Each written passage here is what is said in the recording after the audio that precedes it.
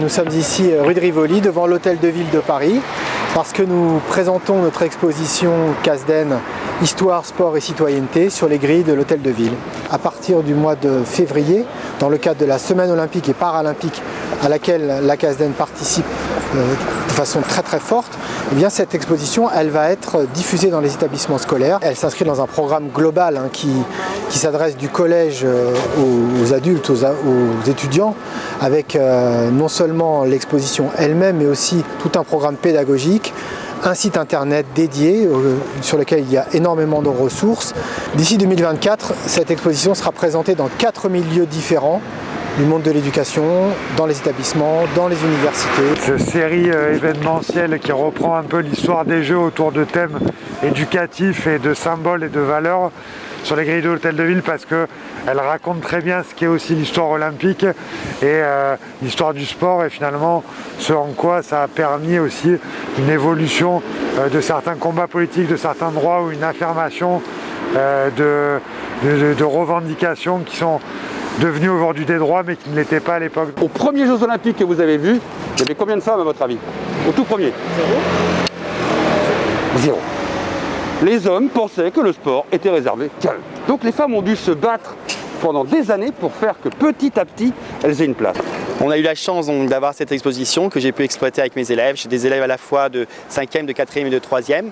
Et on peut utiliser, c'est un peu cette chance, cette exposition de différentes manières, avec beaucoup à la fois en histoire-géographie et aussi en éducation civique. Et j'ai étudié notamment ce panneau sur le panneau des Jeux Olympiques de 1936 dans le cadre du programme de 3e, puisqu'on étudie le nazisme et Hitler. Et c'était une façon pour nous extrêmement intéressante de voir un peu la montée du nazisme dans les années 30. Les élèves font une activité sur l'exposition, on leur demande ce qu'ils en pensent et ils sont très demandeurs parce qu'en fait les Jeux Olympiques c'est quelque chose qui parle dans l'imaginaire collectif de tous les élèves et c'est l'occasion aussi pour eux d'avoir une activité un peu différente où il y a une grande part de visuel, où on s'intéresse à des parcours individuels, on a en plus un accès à des vidéos d'archives qui est vraiment très interactif pour eux et très intéressant. Et on le voit aussi en dehors des heures de cours. On voit les élèves qui vont lire eux-mêmes tout seuls l'exposition et ça c'est super. C'est ça que ça fonctionne même sans enseignant.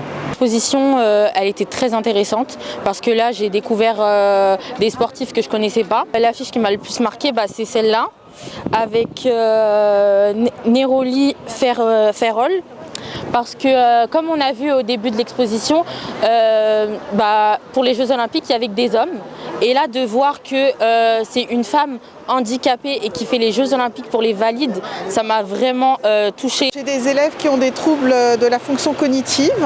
En fait, ils ont besoin justement d'avoir un sujet qui les porte. Donc comme ils sont passionnés de sport et qu'ils ont besoin de s'identifier, ils vont être contents de pouvoir parler de quelqu'un et de se référer à une personne. Et cette exposition en fait sera donc au CDI et on pourra, et pour les autres élèves aussi, et ça fera une synergie en fait entre les élèves qui vont en inclusion et les élèves qui vont au CDI voir l'exposition. Pour nous, c'était important d'exposer tout ce travail sur les grilles de l'Hôtel de Ville parce que à la fois il y a ces valeurs symboliques, à la fois cette exposition raconte une histoire et on voit à travers cette histoire qu'il y a beaucoup d'enjeux de société qui sont là, encore présents dans notre société comme l'égalité femmes-hommes, la lutte contre le racisme. C'est énormément de sujets qui sont encore présents et qui sont aussi l'héritage de toute une histoire et sur lequel il faut qu'on poursuive notre engagement. Aujourd'hui, on souhaite qu'il y ait un maximum d'accès à la culture pour tous les Parisiens et les Parisiennes. Et moi, ça me touche particulièrement parce que dans les quartiers populaires, on travaille vraiment à ce qu'il y ait l'accès à la culture pour toutes et tous.